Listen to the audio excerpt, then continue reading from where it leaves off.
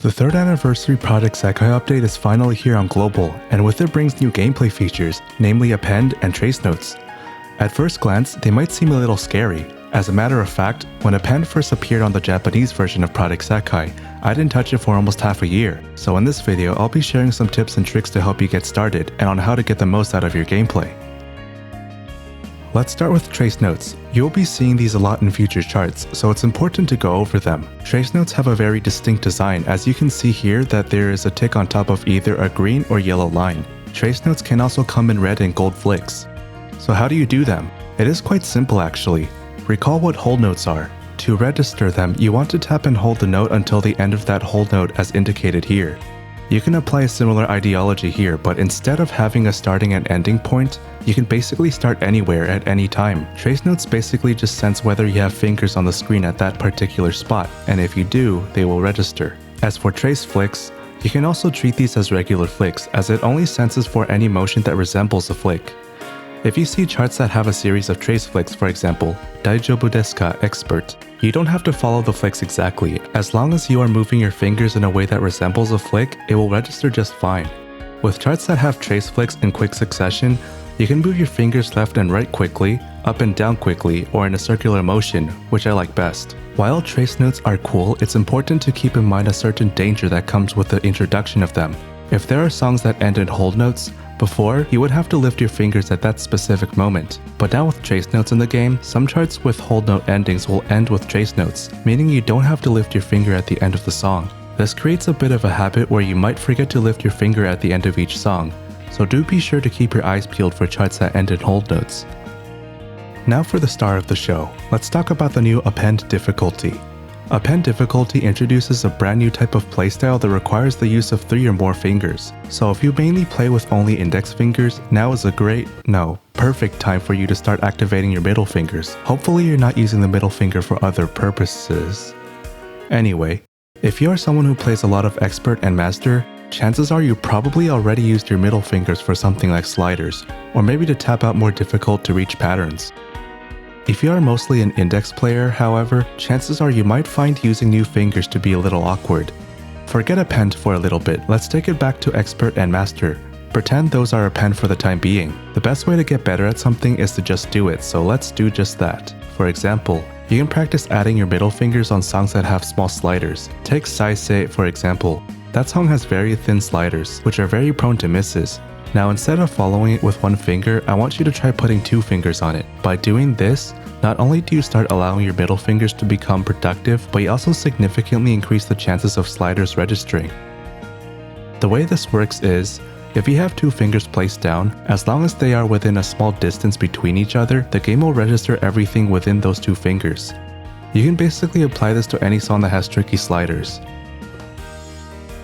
Next up, you want to learn how to cover outer lane notes with your middle fingers.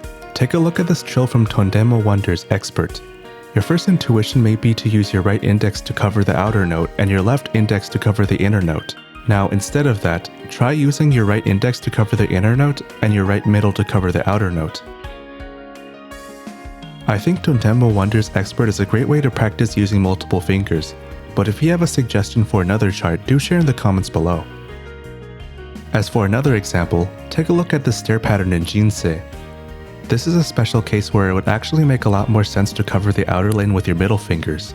Not only does this train your middle fingers, but it also provides much needed support for your index fingers, as it conserves that energy for your index fingers, which may increase endurance. Basically, you want to give yourself an excuse to use your middle finger as much as possible. Now onto append. Before the 3rd anniversary update, when you played a chart, chances are you had a starting position like this. It might not be easy to see, but you may notice that both index fingers are slightly lower than your other fingers. Now with append, you will want to change this position so that both your index and middle fingers are lower than your other fingers. Here's roughly what it should look like.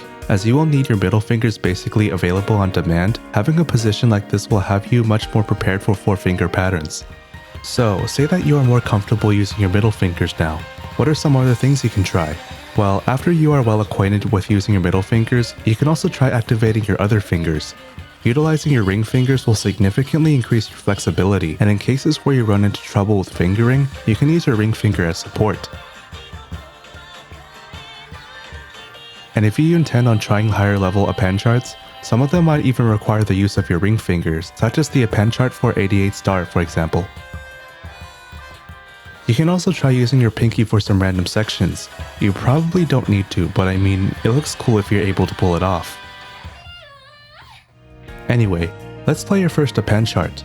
I always like to start with the lowest difficulty and then work my way up. You can try picking something of a higher difficulty to assess your abilities with append, but especially since this is a new playstyle, I would recommend taking it slow and working your way up. So sorting by difficulty is generally the way to go in my opinion. If you are someone who often plays at a high note speed, trying to use multiple fingers with append may prove to be more challenging than usual. With most expert and master difficulties, you mostly have 2 fingers to focus on, where you sometimes have your middle fingers filling in for support. But due to having to use more than 2 fingers with append, the charts will take a moment to process. Now you will have to think about not only which fingers to put, but also where to put them, which may cause you to freeze up and lag. Not your device, but you. So you can try lowering your note speed by 0.1 or 0.2. This may tank your accuracy, but in return, will definitely increase readability. Readability is key to append, so features like lane covers will also come in handy once it is added in the global version. Unfortunately, this feature isn't out on the global version yet, but once it releases next year, you should definitely take advantage of it. Project SEKAI is an extremely flexible rhythm game, and append is the ultimate proof of that. So by lowering your note speed and increasing readability, you are able to experiment with random fingerings that you never might have thought were possible. I'll be going over that in just a bit, but hopefully everything I mentioned up to this point has gotten you set up and ready to go with append. So if you learned something so far, do leave a like and subscribe. But I have much more to cover, so let's continue.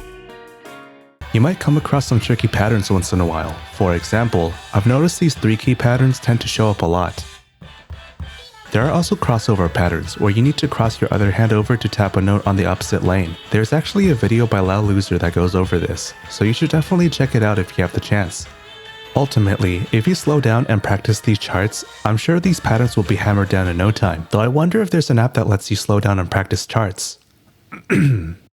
You might have seen the player Enamel Man on YouTube, who I think looks like the most comfortable player in the game. This appears to be due to his flexibility in utilizing multiple fingers, and the significantly improved readability that comes with his slow note speed.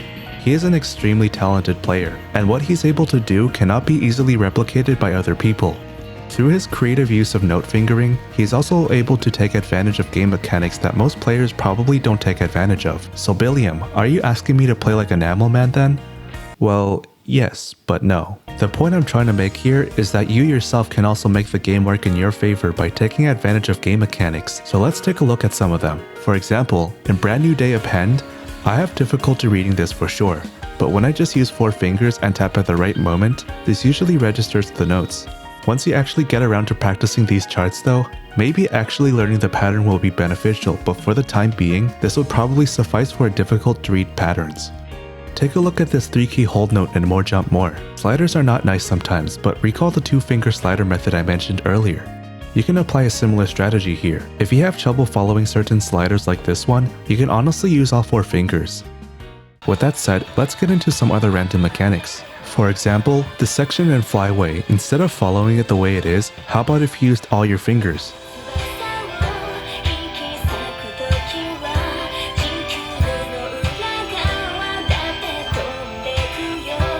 Same with Bad Apple. Instead of crossing your fingers, how about putting all of your fingers on the screen at the right moment? This works due to the nature of sliders, where if you have fingers already down, you can just activate and let go of the slider by tapping into and out of it.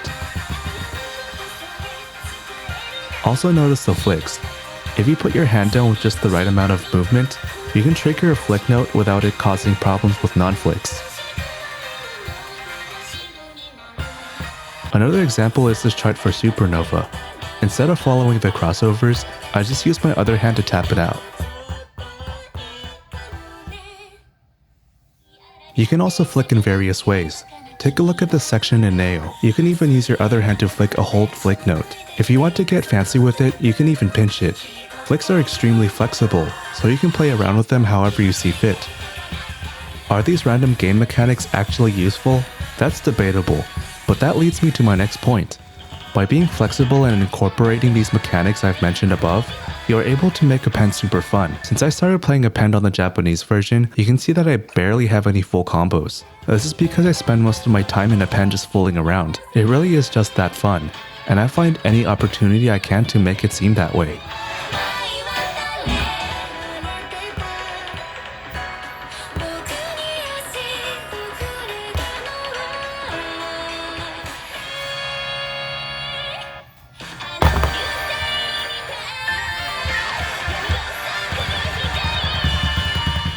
It's kind of like your fingers are dancing.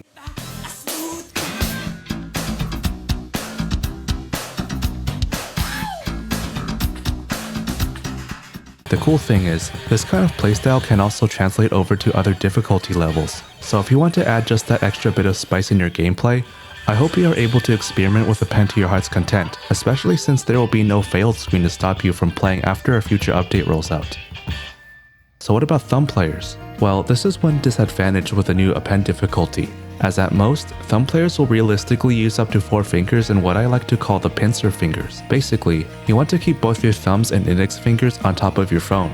Personally, I find this uncomfortable because my phone is actually the largest phone Samsung has ever made.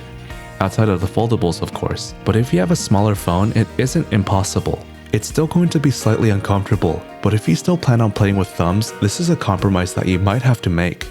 Hopefully, this should get you ready for trace notes and the new Append difficulty. If you learned something today, do leave a like and subscribe. Do you have an Append chart that you like or think is good for practice? Do share in the comments below. That's been it for me. Thanks for watching, and until next time.